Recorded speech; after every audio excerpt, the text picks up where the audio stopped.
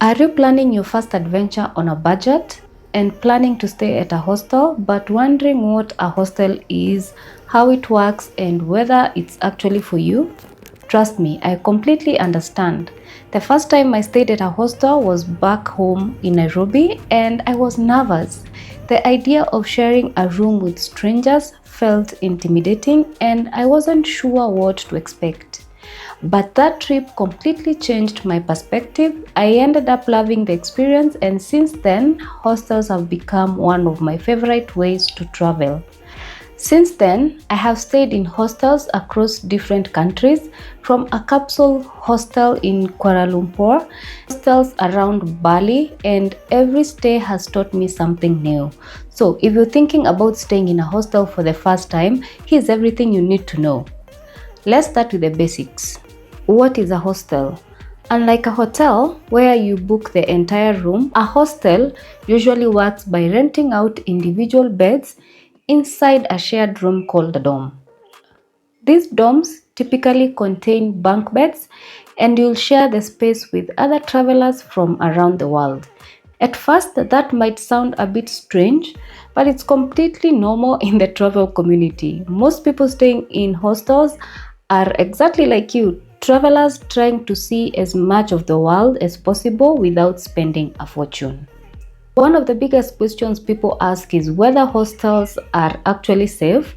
Personally, in all the years I've stayed in hostels, I've never had a safety issue. That doesn't mean you shouldn't be careful, but I think hostels are often much safer than people imagine. Most hostels provide lockers, but not all of them include a lock.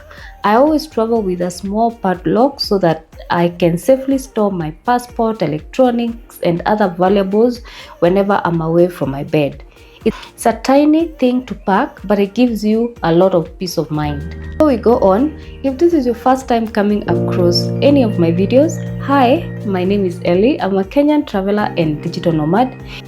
If you find this video helpful or honest or just relatable, please like and subscribe and give the video a thumbs up so that YouTube gods can recommend it to other travelers who are curious about staying at hostels. I create travel content from the perspective of a Kenyan or African traveler and digital nomad, which means I'm always bringing that specific angle to the places that I visit and the stories I share. Hostels come in all sizes. You'll commonly find dorm rooms with 4, 6, 8, 10 or 12 beds, but it can go even higher. Generally, the fewer the beds in the room, the higher the price. You'll also usually have the choice between a mixed dorm and a female dorm only.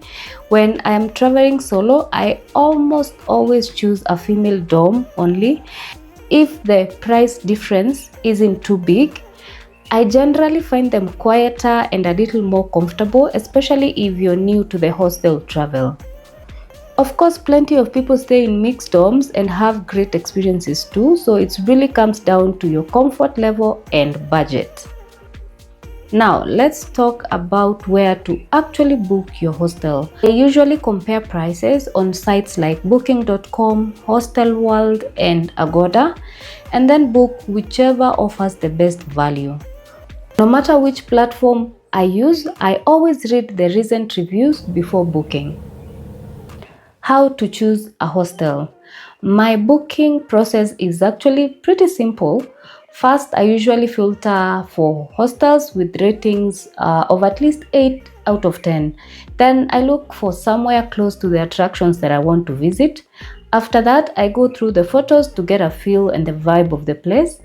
Then I spend time reading the reviews. Two things I pay most attention to are cleanliness and noise levels. Personally, I'm not a fan of party hostels. I like getting a good night's sleep. Plus, I'm also working as a digital nomad. I naturally prefer the more chilled, relaxed hostels where I can actually work and still have an amazing time. I also check what's included in the price. Some hostels include breakfast, towels, lockers, Wi-Fi, or even free walking tours, while others charge extra for such activities. Those little details can save you money and make one hostel much better value than the other. Just like anything else, not all hostels are the same. Some are designed for backpackers who want to meet people. Others are quiet and perfect if you just want somewhere peaceful to relax. Others are built to accommodate the digital nomad lifestyle. But the one type I have really come to love is the pod or capsule hostels. They give you much more privacy while still letting you enjoy the social side of staying in a hostel. It almost feels like having your own little room without paying private room prices. If it's not a capsule hostel, I always go for the ones with privacy curtains. They make your bunk bed feel a bit more private. Let's talk about my favorite part of staying in a hostel is the people. Hostels are one of the easiest places in the world to meet fellow travelers. You'll swap stories, exchange recommendations, discover hidden places, and sometimes make friends you'll stay in touch with long after the trip ends. One of my favorite travel memories happened while I was staying at a hostel in Uluwatu, Bali. My friend and I became friends with one of the staff members who is a local but has traveled extensively. We spent evenings on the rooftop listening to him play guitar, share stories, and learning about Balinese culture. One night he even cooked us a traditional Balinese meal that ended up being one of the highlights of the entire trip. Hostels also tend to have so much more personality than hotels. I have stayed in a hostel in Ubud, Bali that's surrounded by jungle and rice fields. I've stayed in hostels with pools, rooftop bars, movie nights, yoga classes, and social events. Many of them feel like a destination themselves rather than just somewhere to sleep. Of course, one of the biggest reasons people choose hostels is the cost. Hostels are usually much cheaper than hotels. Every dollar you save on accommodation is another dollar you can spend on food, activities, transportation, or just extending your trip. Many hostels have shared kitchens. If you're traveling on a budget, this can save you a surprising amount of money if you want to make your own meals. Personally, I could not have been bothered. You can store your leftovers or even meet other travelers while they are making their own dinner. But let's be real, hostels aren't perfect. The biggest downside is that your roommates are always a mystery. Most travelers are respectful, but every now and then you meet people who snore louder than an airplane, comes back at 3 in the morning after a night out, or decides it's a perfect time to repack their entire backpack at 5 a.m. in the morning. It's all part of the hostel experience. Cleanliness can also vary. One thing I've noticed is that I often prefer hostels with shared bathroom outside of the dorm instead of en-suite bathrooms. In many cases, the shared bathrooms are cleaned more frequently and they tend to be less disruption throughout the night. What to pack and hostel etiquette. Before I wrap up, I want to leave you with a few practical tips that would have made my very first hostel stay even easier. First, bring earplugs and an eye mask. Trust me on this one. Even in the best hostels, someone might snore, come in late after a night out, or wake up early to catch a flight. Earplugs and an eye mask can be the absolute lifesavers. If your hostel doesn't provide towels, bring or pack a lightweight travel towel. They dry quickly, don't take up too much space, and you'll probably use it more than you think.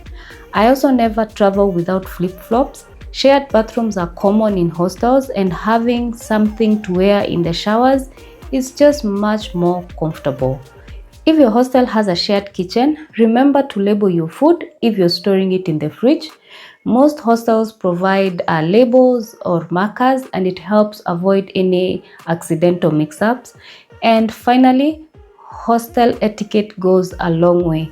Keep your voice down if people are sleeping. Use headphones instead of playing videos or music out loud. Try to pack your bags as quietly as possible.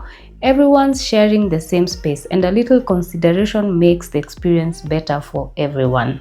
Despite the occasional snorer or early morning backpack rustler, the benefits of staying in a hostels far outweigh the negatives for me. They are affordable, they are social, they are full of unique experiences, and some of my favorite travel memories have happened because I chose a hostel instead of a hotel.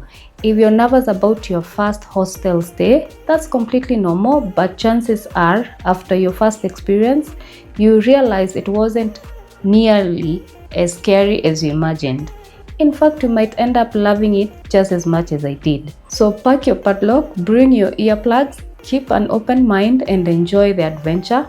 You never know who you will meet or what stories you will bring home.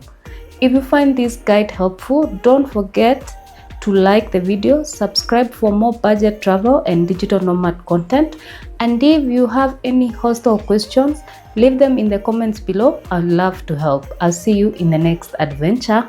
Bye.